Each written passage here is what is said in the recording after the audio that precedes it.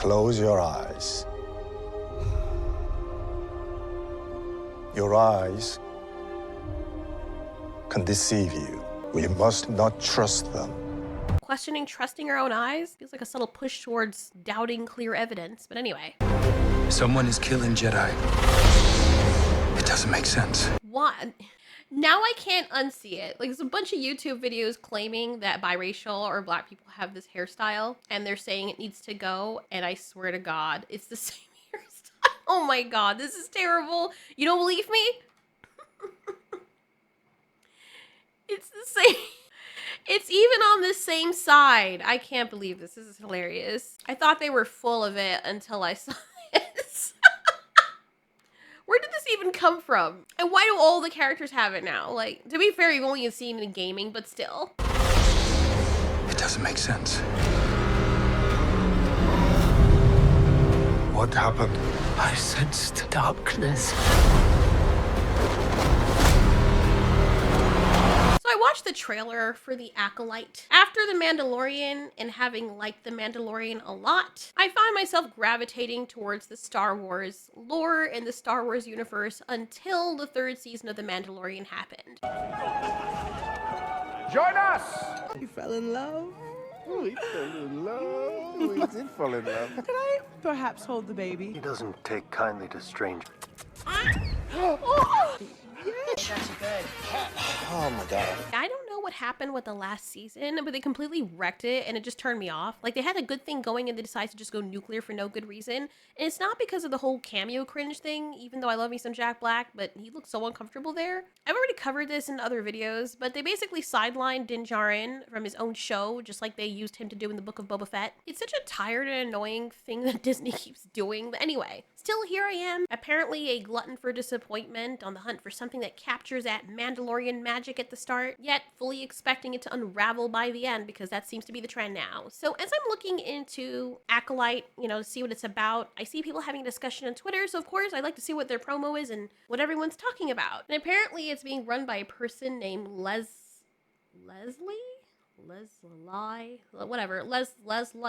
Headland. She appears to be really into it, clearly passionate, but like the more she starts to delve into her reasons for creating the show, the more it begins to put me off. When I saw Frozen as a grown-ass woman, I cried through the entire movie. There was just something about the relationship between the sisters. The entire movie? I hope that's an exaggeration, because that means that you were clearly in a state of emotional turmoil before even beginning the movie, because I just can't imagine someone watching Frozen and crying throughout the entire movie. So I'm just going to chalk that up to an exaggeration.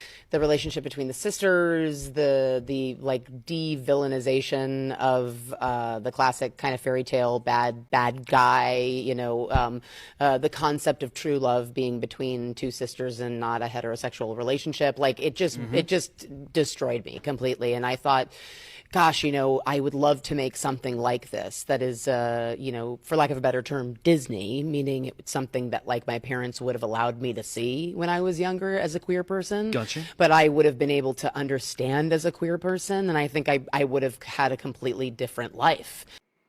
Huh? I don't understand. What is she? Okay. Well, okay, that all of that's fair. I don't really understand. Like, you would have had a different life if you watched a movie?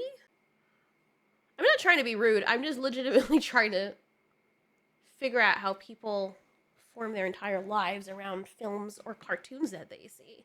Like, I get something being impactful to you and you keeping it with you and you finding inspiration, but I guess butterfly effect and all that jazz. You watch a movie and depending on what movie you watch, based on what timeline you're in, you end up being a serial killer in one world, and in the other parallel world, you're like the saint that everybody loves that cures cancer and stuff just because of a movie that you watched. I don't know, that just doesn't sit well with me, because it's basically telling people that, oh, if you watch certain movies, that's really bad for your kids. They can end up breaking society. No, I think it's like down to the parents. Not even fully, because your parents can be really good and you're a piece of shit kid and you just turn out really bad and you end up eating the skin off of other Homo sapiens. That could happen. So, I don't know, just a really weird thing to say. But I guess what we can glean from that is that she used Frozen as an inspiration. She really liked that movie. And yeah, it changed her life. Able to understand as a queer person, and I think I would have had a completely different life. Off topic though, and this is not like to be rude or anything,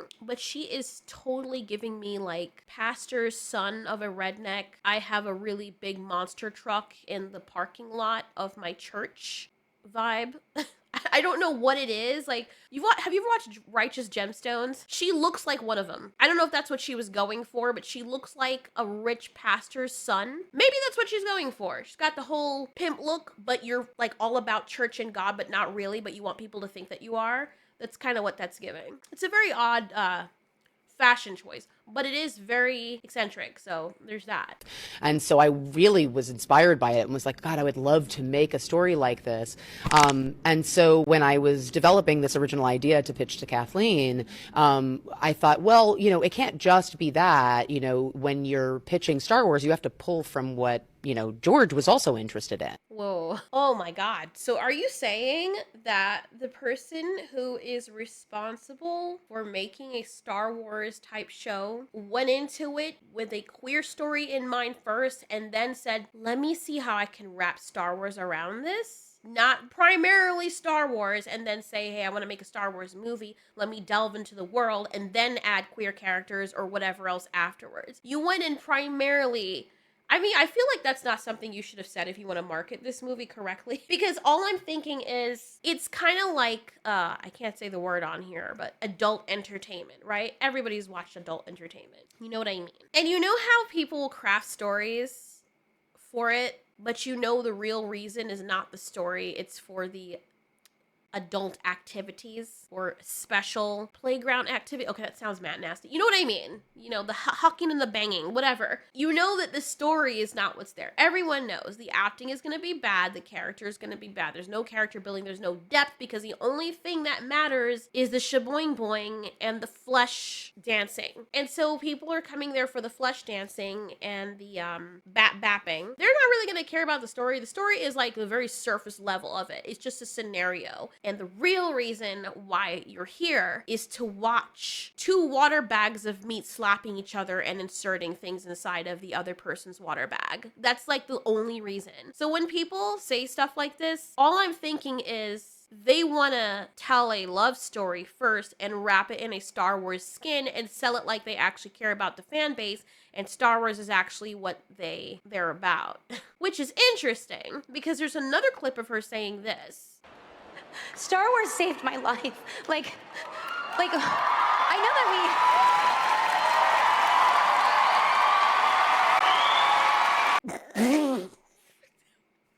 What kind of fake ass? Look at this guy in the audience. He's like, this is some bullshit. He knows what's up. Everyone's laughing and cheering, and she has the fakest cry face, no tears. Star Wars saved my life. Am I selling it? Do they believe me? Yeah. Anyway, Star Wars saved my life. And the guy in the comments, his face. Oh my God, I love it. Everyone is freaking out, and then you got this one dude. Oh, that's right, my Asian brother. Yeah, that's right. You tell him. He knows. He knows the game. He knows. He's like, are we serious right now? Are you getting this right now, cameraman? That was so uncomfortable. And it's more uncomfortable because of the reaction of people. I can't even blame the people. It's not their fault, but it's embarrassing. It's embarrassing. It's like those people that watch these YouTube shorts or these videos. You go online and it's obviously fake. And now you have these AI voices saying, look at this person who was burned and he went into a house to save his girlfriend, and then she left him because he was disfigured. And everyone in the comments are like, amen. Meanwhile, the dumb idiots didn't even decide to fact check if this was actually a real story. And it turns out, just with one click and just a few words typing, that these are completely different people and the little story that someone's using to get views off of people's emotions is completely fabricated. That's what this is giving. Robot. Oh my god. Oh, that was good. Just losing my shit over this. So excuse me if all of this doesn't make any sense. Now here she's saying that Frozen is a thing that really shaped her. You see what I'm saying? Like, people, do they not remember what they said? I know I'm bad for that too, because sometimes I'll say the weirdest things and people are like, haha, you said this. I'm like, I did? Oh yeah, wow, that was weird. And maybe this is a little hypocritical, but we have a marketing team. Like, the marketing team is supposed to let you know, hey, just talk about this, okay? Because, you know, you said this last time, so I don't know why I'm speaking like that. I imagine if it was a marketing person, that's how they would sound. And she'd be like, no, let me cook. So, sit down. I know I'm paying you, but whatever. And then she comes on here and says this shit. Like, even if you believe this and you actually feel that way, why would you say something like this? Like, you had time to think about it. What? Whatever. And like, it can't just be like, well, I'm referencing, especially if you're going to set something, you know, during the High Republic or end of High Republic into prequels, you don't have the Skywalker saga. Like, you can't reference a character that was created by George and or Filoni. Like, you have to create your own new characters. Let's hear that again, because I'm trying to give her the benefit of the doubt. Had a completely different life. And so I really was inspired by it and was like, God, I would love to make a story like this. And so when I was developing this original idea to pitch to Kathleen, I thought, well, you know, it can't just be that. You know, when you're pitching Star Wars, you have to pull from what, you know, George was also interested in. Like, it can't just be like, well, I'm referencing, especially if you're going to set something, you know, during the High Republic or end of High Republic into prequels. Yeah, I would think so, since that's what the franchise falls under. Poor woman.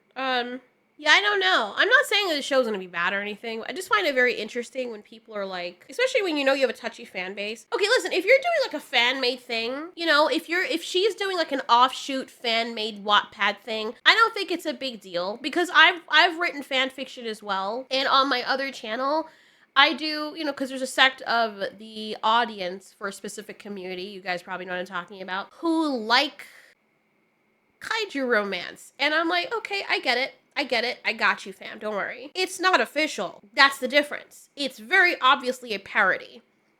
But for people like this person working on this, I think people get upset because now you are working on something that is official. This isn't a Wattpad story. This isn't fanfiction.net. Like, it is, you're putting this now into the lore.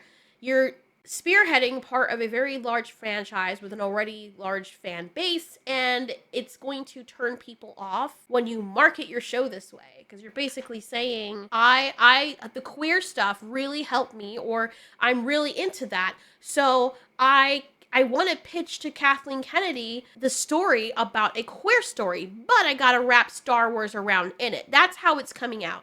And she might not have meant it that way, but I'm pretty sure, based on what she said, because I take things at face value and people say things, I'm not one of those people who's like, that's not what she actually meant. Well, that's what you said, though. So unless you clear it up later, or you lie, you can't get mad at people taking what you said in context, because that's exactly what you said. And so I am inclined to believe you based on what you said. I much rather, or I'm much more inclined to believe what she said in this little interview than the crocodile tears in the last thing, when she had an audience cheering for her. She was getting all the high off of the attention and trying to actually make people believe that Star Wars changed her life, which I absolutely do not believe. Now, you may be wondering, well, Shirley, what's the big deal? Like, I really don't actually have a freaking dog in this fight, because this is exactly the reason why I didn't want to get into Star Wars. Because with everything that Disney has put out as of late, they seem to care more about what people identify as rather than the story. Completely forgetting that we have had countless great stories about queer people and other people from different countries and stuff that worked well because you made a good story that the character fit perfectly in. And it wasn't just about what the character chooses to sleep with. That wasn't the main thing. Like, I remember the first lesbian movie I watched. Like, okay, there's two movies. I don't even remember the name. And I'm hoping that someone here will listen and actually help me out here. But the first movie was Tu Wong Fu, Thanks for Everything. Now, that can be considered a queer movie. And they did that so well. The characters felt like it was an actual story about these drag queens, and played by John Leguizamo, Patrick Swayze, I think. I don't know. There's two people who look exactly the same because I always get them mixed up. And Blade, the guy that plays Blade. And it was so well done, and I got so lost in it, and I actually loved the characters. Very, very well done. Tu Wong Fu, Thanks for Everything. It was a legitimate story, and it was a good movie. And then there was another one. First, I guess, queer movie that I've watched where this girl, she had a crush on this other girl. Well, it didn't start out like that. She wanted to do something with her life. It was a long time ago. But she wanted everyone to think she was a boy. So she shaved her head and she banded her boobs. You know, the typical thing to try and pass as a guy. And she ended up falling in love with this girl. But the girl that she fell in love with did not know that she was a girl. So there was one bar scene, and it was so hot because she's like, oh my God, I want to do this girl, but she thinks I'm a boy. So she actually got a prosthetic thing, and the girl was like trying to take off her pants, and the one who was pretending to be a boy was like, no, just close your eyes.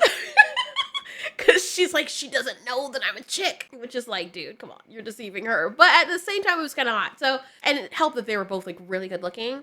So then she puts her on the ground, and then she takes out the prosthetic thing, and then she's like doing her, and the girl's eyes are closed. It was fucking hot. Like, I was like, damn. But the movie was so good because it wasn't just about that. It had so much depth and character growth. And if anyone had told me, like, yeah, I wanted to make a story about this, and it's a movie about that, that actually, I can't even really compare it to Star Wars in this scenario, because the movie was a love story. That was specifically a romance story or a drama story that turned into romance. This is Star Wars. This is not what Star Wars is about. So marketing it this way is probably not the best look. It's probably not the best move if you want to garner the audience of Star Wars. Because I'm pretty sure people who love Star Wars didn't watch it for queer stories or romance stories, even though there are elements of romance in it. At the core, it's a space odyssey. It's a drama. It's a sci-fi drama thing, not a romance. So people are going to be kind of put off if you're like, dude, look at this, guys, Star Wars, but like romance, right? With two girls. Like, no, this isn't Wattpad. Save that for that. So I completely understand if people are put off by this. And to be honest, because she marketed it this way, yeah, I'm not particularly interested either. If I wanted to watch a movie about that, I would watch a movie about that. We have Our Flag Means Death, which, ended kind of lackluster, but that's a good queer story. There's lots of that out there. Why do people always go into franchises to then place their own fan fictions on them? Can you imagine for a second? Because I know a lot of you are mad at me for the whole Godzilla Mothra thing. But those are not official. And those are my own thing. There's dudes doing it, and people just get mad at me because I'm a girl and I'm doing it. I don't know why that happens, but whatever. But could you imagine if Legendary Studios was like, you know what? I know you all like kaiju fights and stuff, and you're here to see kaiju fights, but there's a small section of the audience that just happened to like shipping Mothra and Godzilla. So let's make that official canon. And let's watch Godzilla blow Mothra's abdomen out and her wings fall off and shit. And then he puts them in his armpits while he's screwing her and holding her neck and holding her antenna and whatever. And she's like, and then everyone's like getting, like, can you imagine how the community would be very angry at that? I'm sure there's a small sector of the community they're like, this is freaking amazing. But like most people, that's not the target audience. Everybody, especially the general audience that are coming in, who are new fans of Godzilla, they're going to come in and be like, what the like that. And they're just going to, maybe, I don't know. I say that, and then maybe, I don't want to give anyone ideas, but then maybe people would be like, what is this? I want to see more. And all the Godzilla fans are going to be so mortified. They're going to be like, dude, why can't we just have what's ours? Why do these freaking degenerates have to come in and take everything that we held sacred and just ruin it? Can you imagine, though, what the Japanese...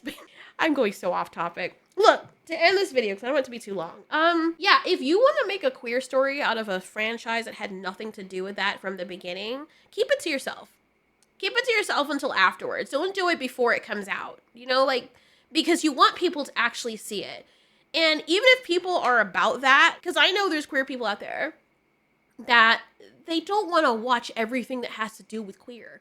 Like, that's not their entire identity. Most queer people that I know of, that's not their entire identity. They want to just watch a freaking sci-fi.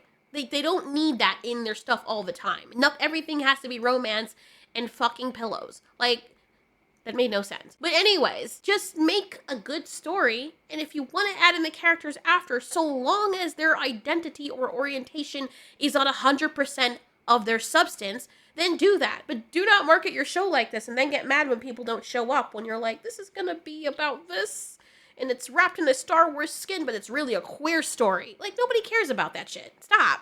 It's ridiculous.